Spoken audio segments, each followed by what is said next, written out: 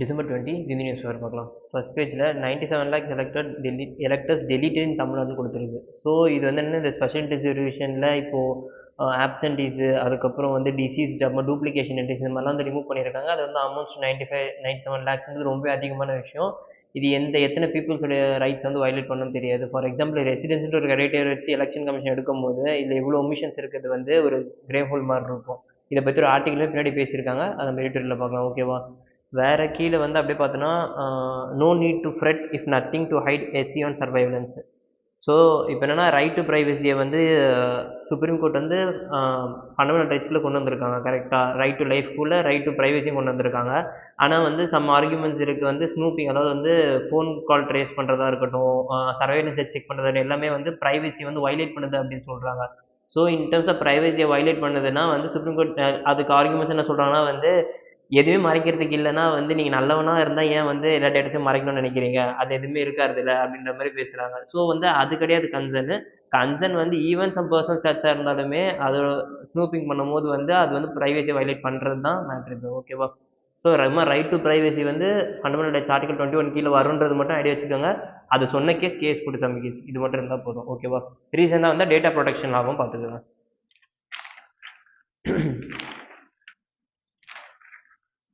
Next வந்து page number 10ல் do not rush it. So இப்போ நான் ஃபஸ்ட் பேஜை பார்த்தோம்ல, SIR requires more time to prevent mass exclusion அப்படின்னு சொல்லிட்டு. இப்போ நம்ம ரீசெண்டாக பார்த்த டேட்டாஸ் படி தமிழ்நாட்டில் வந்து 97 லேக்ஸ் ஓட்டர்ஸும், வெஸ்ட் பெங்காலில் 58 லேக்ஸ் ஆஃப் ஓட்டர்ஸுமே வந்து ஒமிட் பண்ணியிருக்காங்க. ஸோ இப்படி ஒமிட் பண்ணக்குள்ளே என்ன இருக்குது, 7.5% 15% ஆஃப் வந்து அந்த ஸ்டேட்டோட பாப்புலேஷன் வந்து ரிஜெக்ட் பண்ணுற மாதிரி இருக்குது.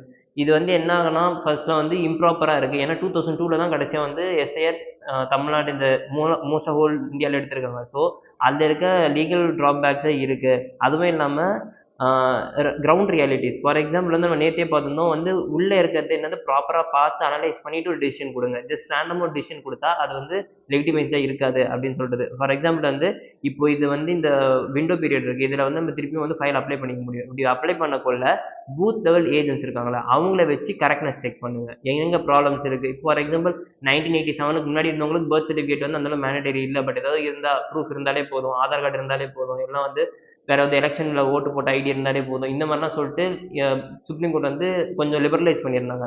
ஸோ அந்த மாதிரி மெஷர்ஸ் கொண்டு வாங்க. அதை விட்டு வந்து ஸ்ட்ரிஞ்சென்ட்டாக பண்ணும் போது அது எப்பவுமே வந்து நிறைய வல்னரபிள்ஸ் வந்து மிஸ்ட் அவுட் அப்படின்றது தான் கோர் கான்செப்ட் இதில். ஓகேவா? ஸோ நெக்ஸ்ட் வந்து பார்த்தோம்னா கேரளா 2.2.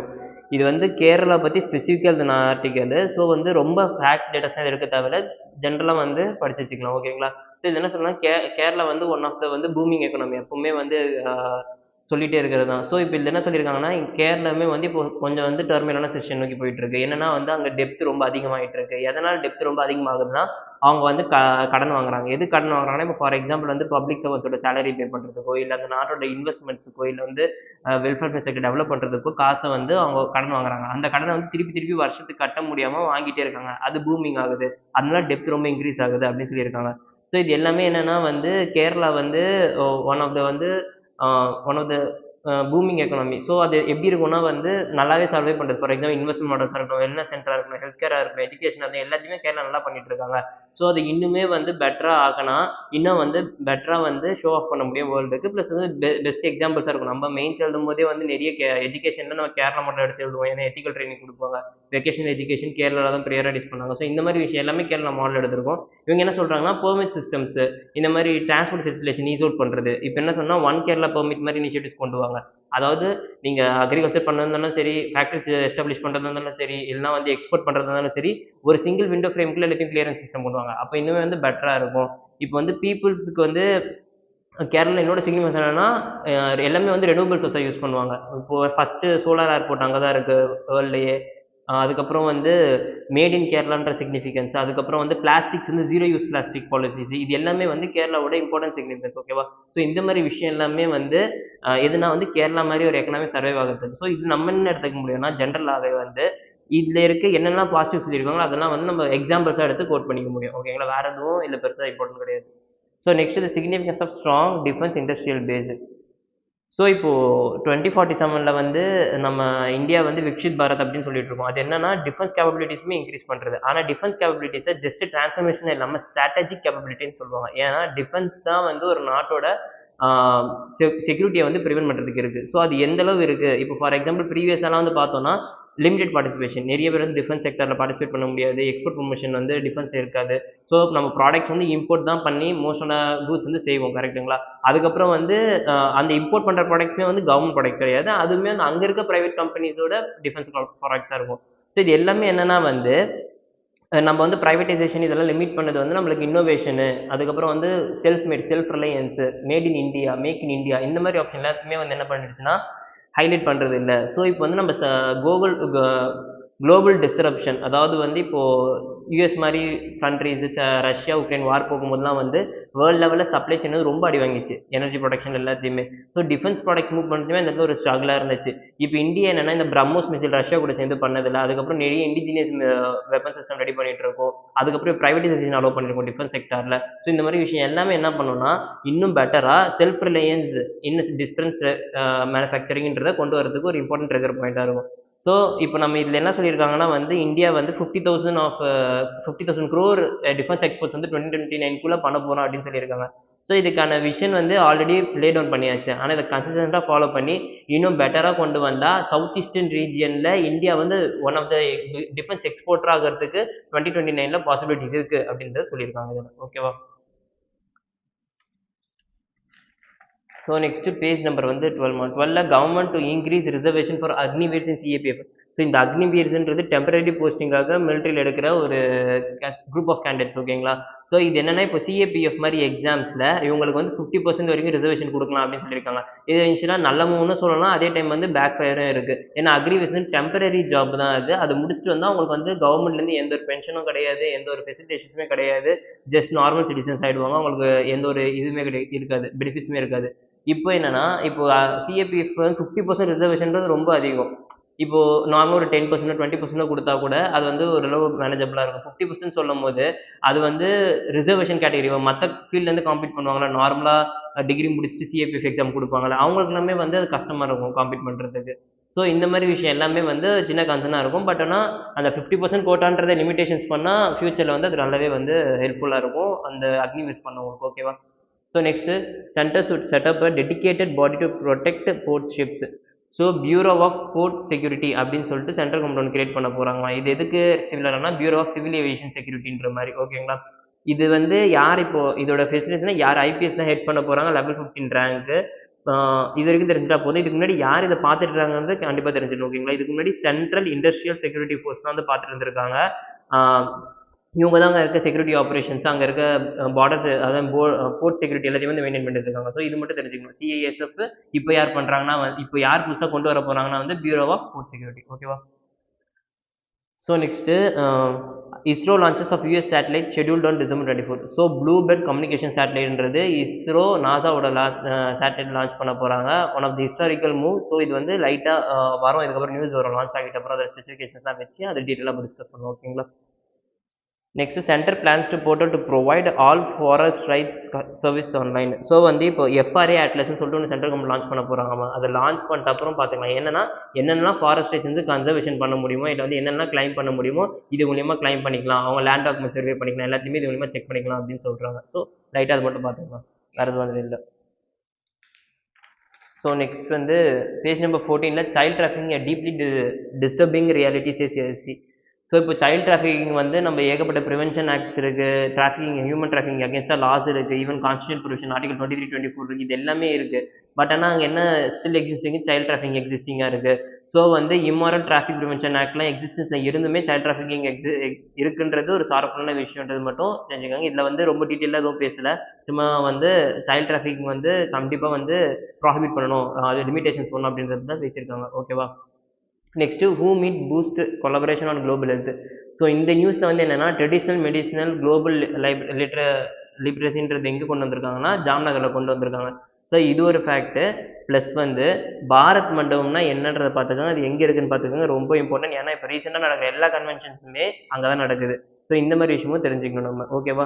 அண்ட் தென் வந்து ட்ரெடிஷ்னல் மெடிசன் குளோபல் லைப்ரரி வந்து எதுக்காக யூஸ் பண்ண போகிறாங்கன்னா இப்போ இந்தியா வந்து இன்டர்நேஷ்னல் லெவலில் இந்த ஆயுஷ் மெடிசன்ஸை ப்ரொமோட் பண்ணுறதுல ஒன் ஆஃப் த சிக்னிஃபிகன்ட் பிளேயராக இருக்காங்க. ஸோ இது அதுலேயுமே வந்து பெட்டராக இருக்கும் அப்படின்னு சொல்லிட்டு சொல்கிறாங்க. அவ்வளோதான், இதில் வேறு எந்த நியூஸும் பெருசாக இல்லை, ஓகேங்களா? So next corporates have a fundamental duty to protect ecosystem.